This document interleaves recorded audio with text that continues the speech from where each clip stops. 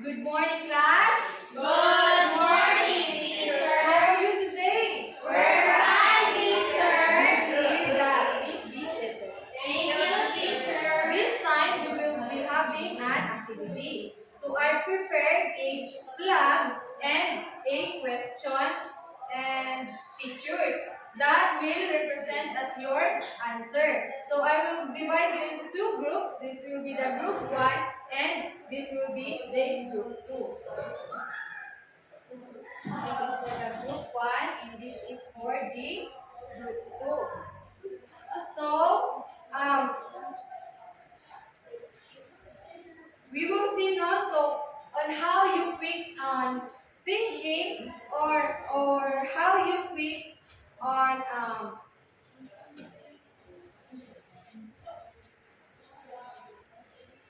and all you have to do is to fill the blank that all you have to do is to fill the blank with a proper pronouns.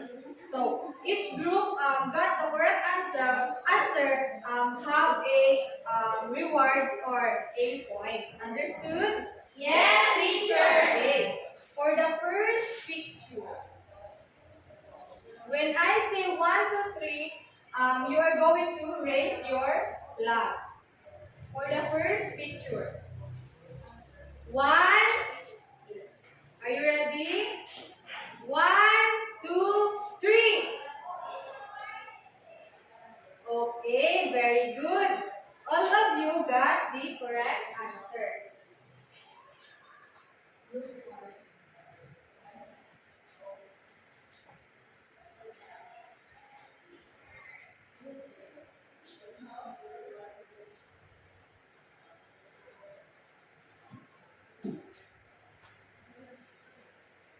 And for a second picture, are you ready? Yes, teacher. 1, 2, 1, 2, 3, go! Okay, all of the group got the correct answer.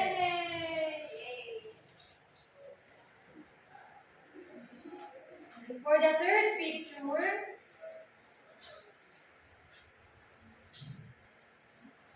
are you ready? Yes. 1, 2, 3, go! Okay, all of the group got the correct answer.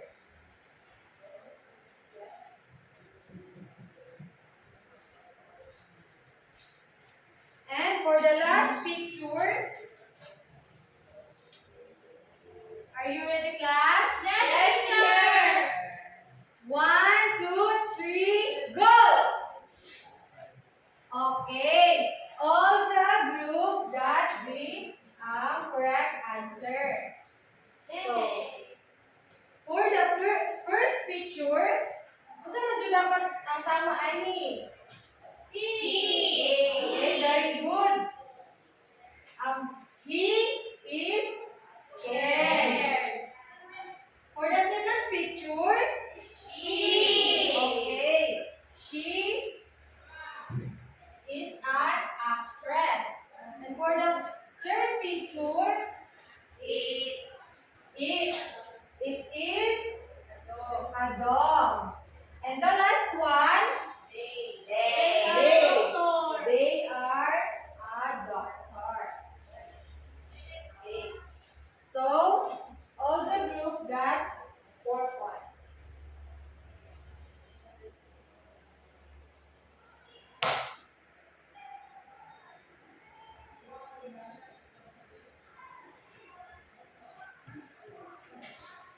Okay.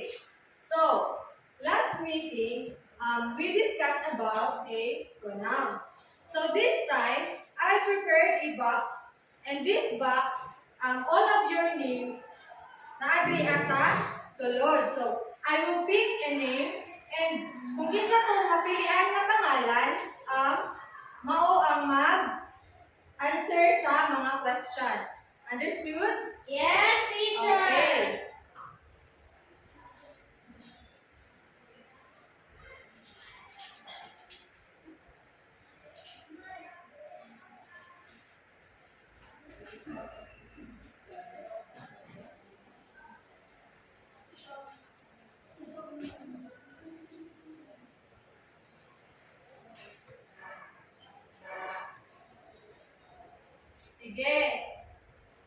you are going to replace the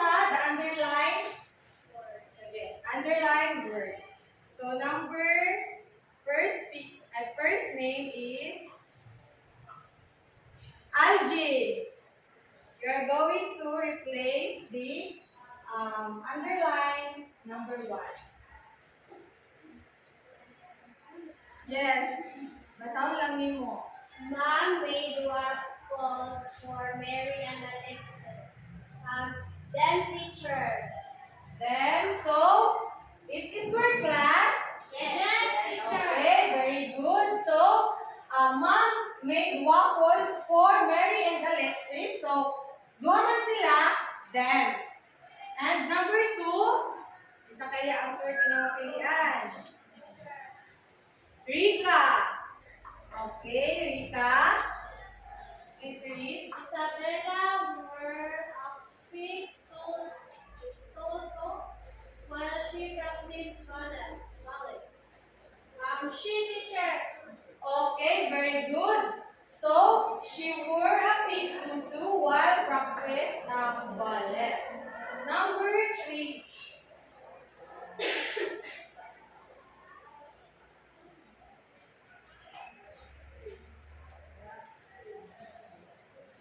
Jesly.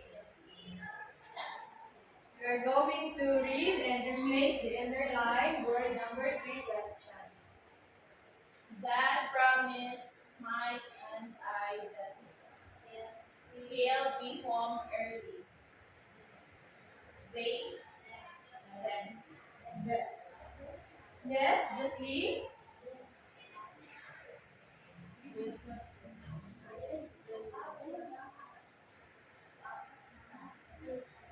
Yes, Jesly. asked teacher. Okay, very good.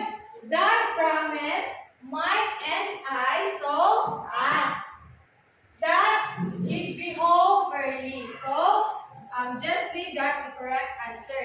And the 4th question is, isa kaya ang swerte? Jonah. Jonah, please read the question number 4 and we are going to replace the underlined word. Benjamin asked Noah and Jonah to be them. Okay, very good. Okay, very good. So Benjamin asked Noah and Jonah to be Peter. So then Jonah got the correct answer. And the last one, Wenzel. My mother and myself read to my sister. Okay, very good, no? So my mother and myself. So we're going to replace myself as I read to my sister. So Wenzel got the correct answer. So I can see that all of you very listen to our review topic. No, so this time, at this moment, I prepared a picture game, and all you have to do is to observe this picture, and you are going to describe kung ano sa inyo makita sa pictures. So this activity, we are going to test your on how quick you in thinking and on how you describe the picture. So am I clear, class? Yes, teacher. For the first pictures, I want you to observe this. Big teacher. Yes. What else? Small pig. Very good. What else? Big. Okay. Very good. How about the second picture? Teacher. Yes. Mama pig. Mama Pig. So, gusto may color ni Mama Pig? Pink. Oh, okay. Pink. Si Mama Pig. So, dapat siya big. Kay Mama Pig. Yeah. And the third picture is Right. Teacher. Saan?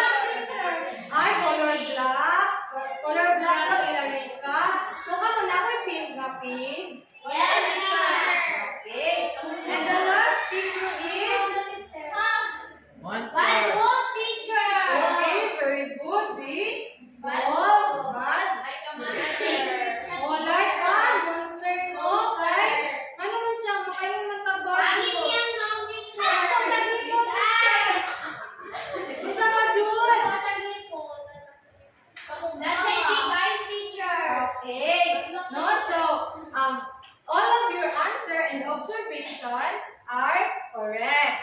Those big, those small, those pink, those hungry, those bad, happy, and cold wolf is an example of adjectives. So, to know more about it, this morning we are going to tackle about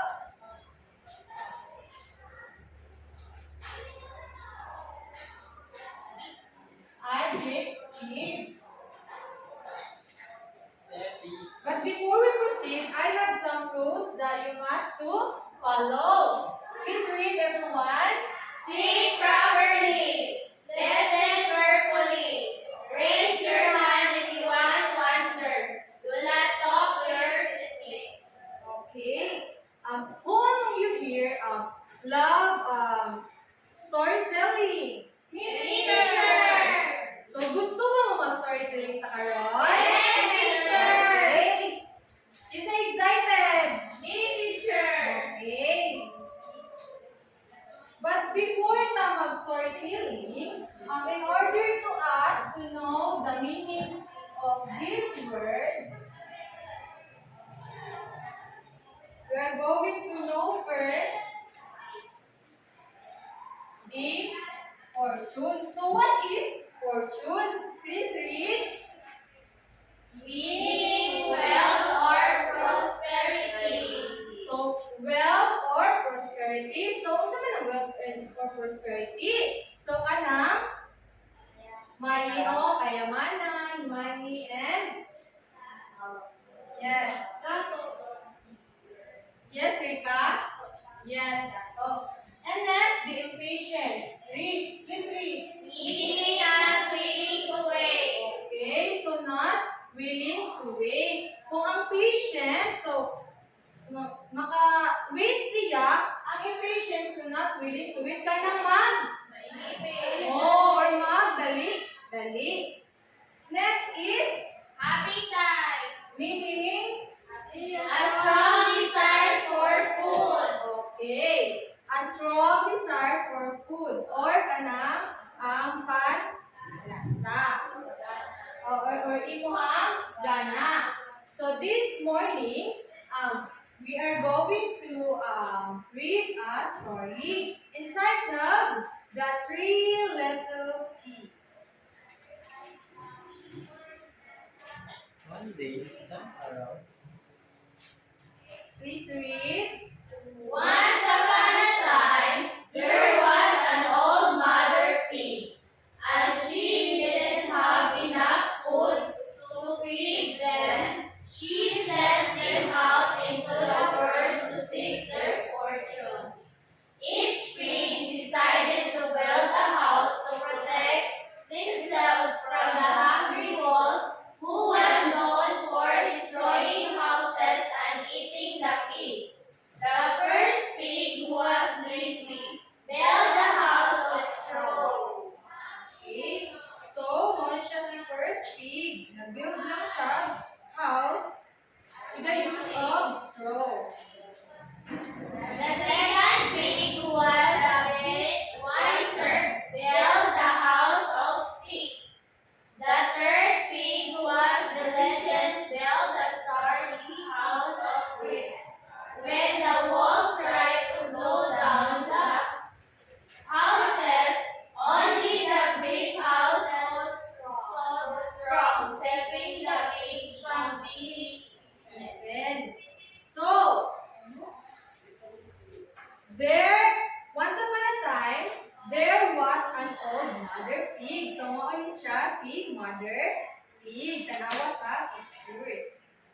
As she didn't have enough food to feed them, she sent them out into the world to seek their fortune. So, sa ganitong fortunes, well, teacher. Okay, or well. prosperity. so, ang gilet ni Mama Pig, ang iyang mga, pila to ka pig? 3. Okay, 3 pigs. Na, she sent them into the world to seek their fortunes. Kaya naman, wala na enough food si Mommy Pig. Okay. Each pig decided to build a house to protect themselves from the hungry wolf who was known for destroying houses and eating the pigs. So, nag-decide ang pila to ka pigs? 3. Nga mag-build of House. to protect themselves from The hungry very wolf. good. Naara si hungry wolf. So, gutom siya mag-wolf. The first pig who was lazy built a house of straw. So this is straw. Kanang kuan siya ba murag nipa pero lahi siya nga lahi pud siya nga mas humok lang siya. So dili kayo strong ang foundation sa straw house. Yes, very good.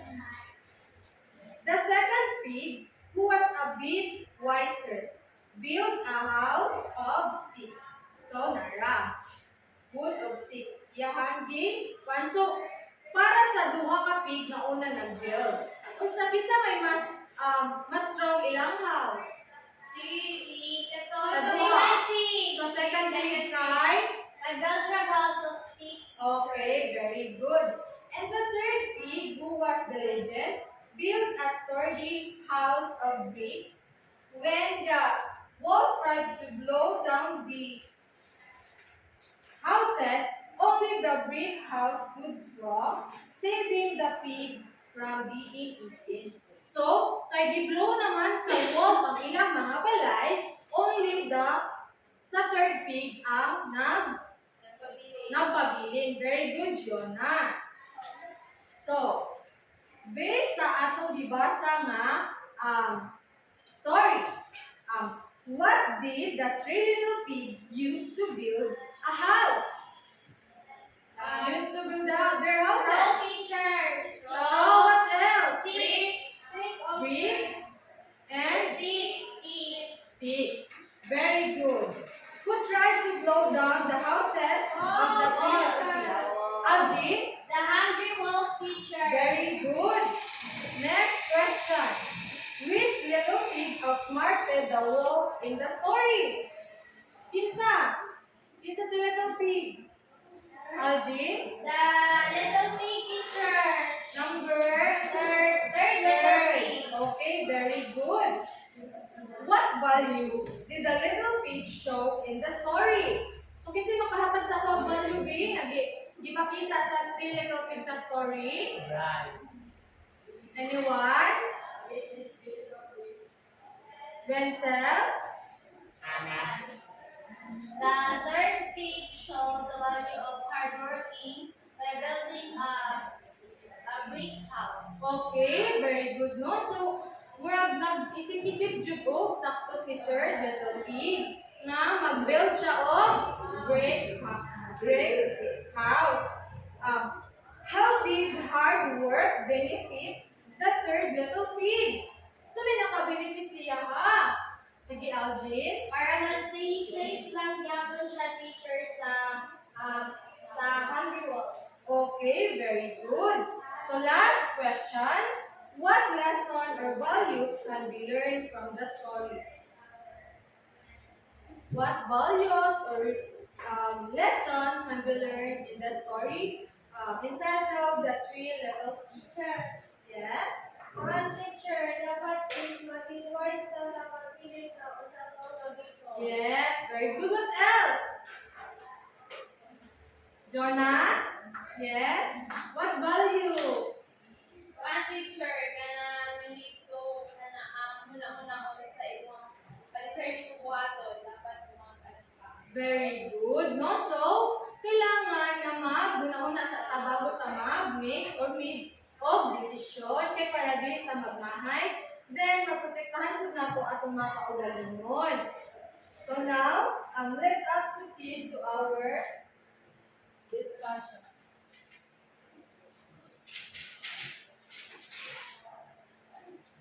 Which is adjective.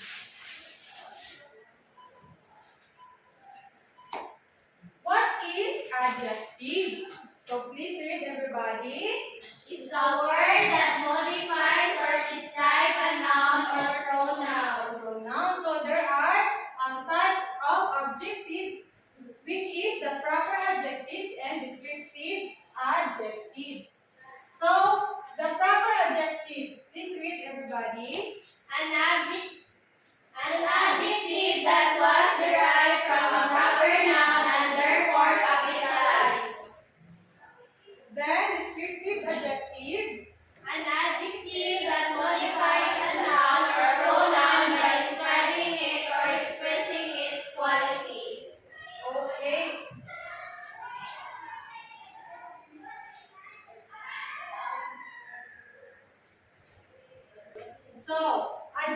adjective is also known as to describe the qualities of someone or something independently or in comparison to something else. For example, sa ato ang story ganina, the pig is lazy. So, ang pig kay tapulan.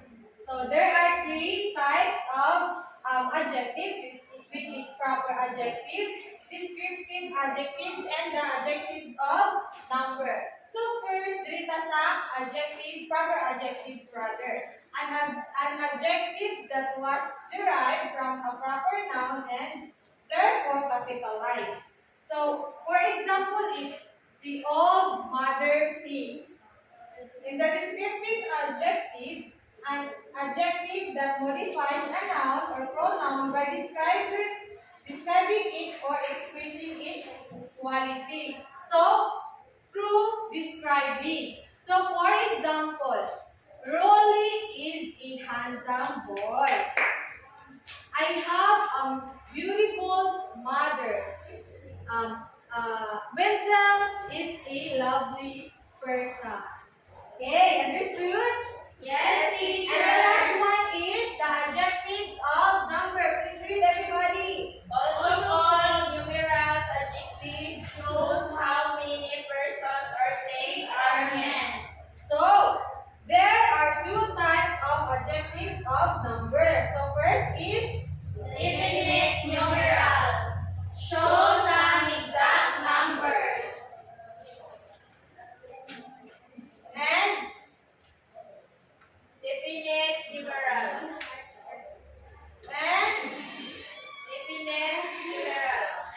Cardinals. Cardinals, 1, 2, 3, or 4. Example, I have one orange. Ordinal, first, second, third, fourth. Example, the fifth Place was eliminated from the race. okay, very good. So, sa indefinite shows exact number. Show exact number. For example, cardinal 1, 2, 3, or 4. Example of that is I have one orange. So I have one pen. So I have two shoes. I have a three glue or scotch tape. Okay, understand? Yes, teacher. For the ordinal naman is this is example of first, second, third, or fourth. For example, the third little pig, the second little pig, and the fourth little pig. Understand? Yes, teacher. And the last one is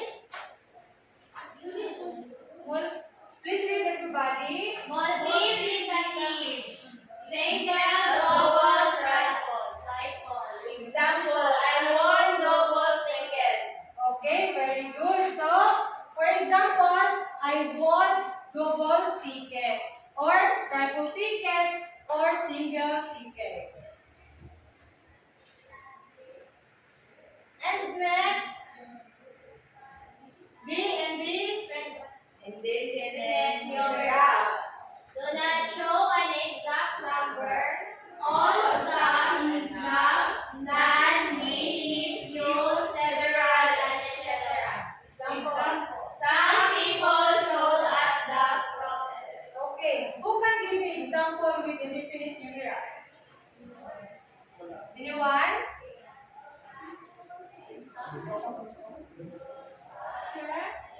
Rita, who can give me example of indefinite numerals? For example, some people showed at the protest. All, some, enough, none, many, few, several, and etc. All teacher. Many of us like to play basketball. Okay, very good. So, who can give me naman sa example sa ordinal? Anjin, ordinal example. I am the second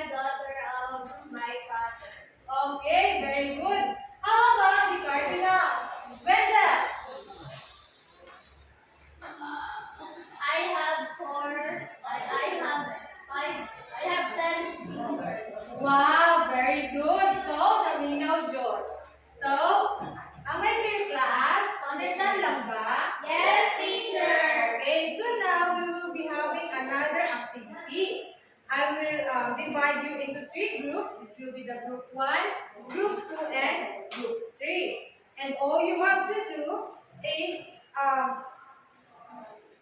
scout object that represent adjective. For the first group, you are going to scout pink, bumpy. For the second group, you are going to scout a house. And for the last group, you are going to scout a old pig. Am I clear, class? Yes, teacher. Okay, so I will give you only 5 minutes to do your activity or task.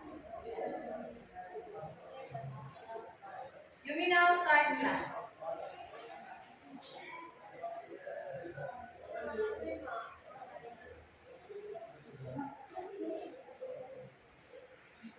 Sige, are you done, class? Yes, teacher. Okay.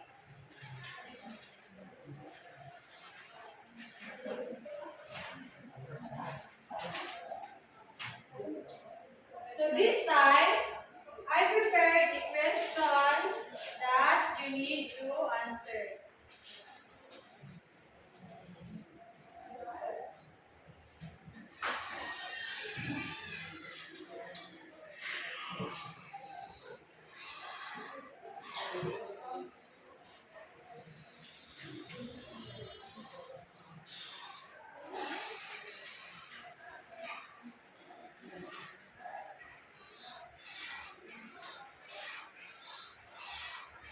Okay.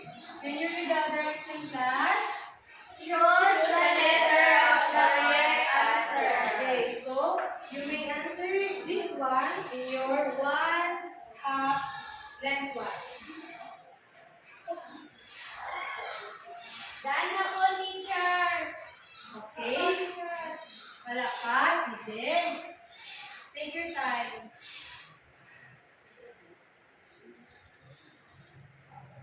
Dana, teacher. Dana, teacher.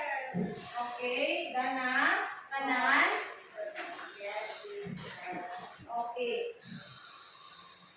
So, I have 8 questions. Now, based on our discussion earlier, what adjectives rather? Aljin? Adjective is a describing words that describe a noun or a pronoun. Okay, very good. And what are those 3 kinds of adjectives? 3 kinds of adjectives.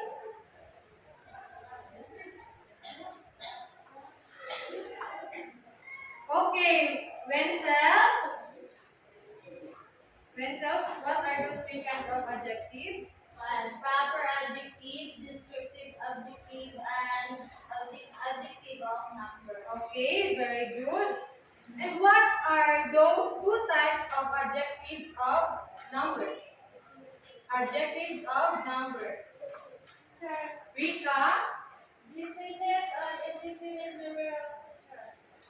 Okay, very good, class. So all of you got the correct answer. And this time, if you really understand our topic earlier, let's have an activity again. And you are going to describe the pictures and you may write your answer in your 1/2 rows twice. You are going to describe these pictures.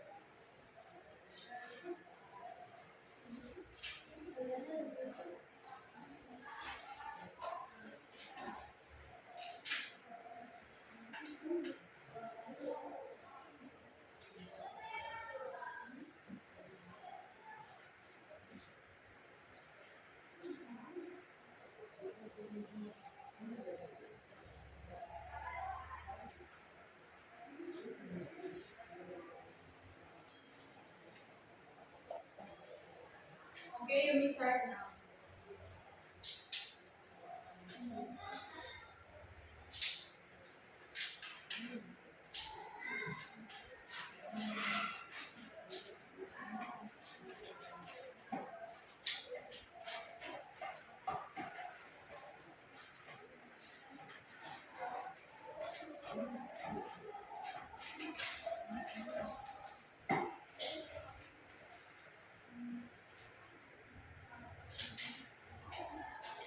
Dana, teacher. Dahil na tanan,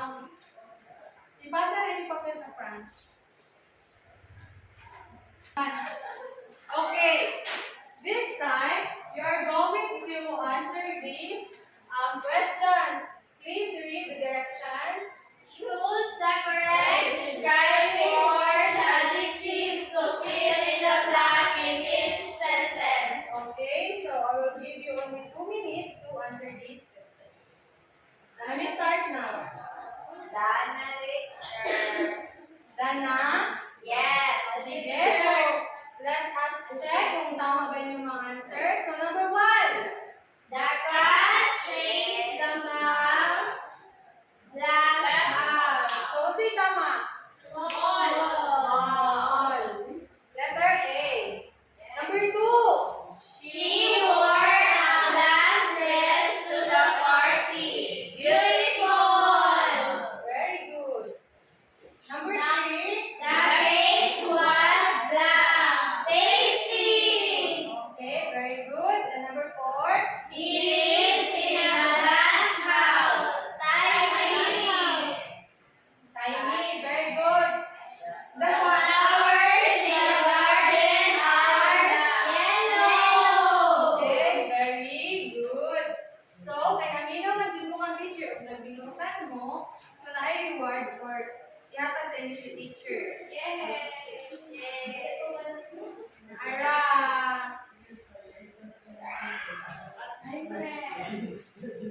For your assignment, please read. Go on a walk around your home or neighborhood. Find 5 objects and describe each. Then write a sentence using one of the adjectives to describe it. So, clear class? Yes, teacher. Okay, so that's all for today. Goodbye. Good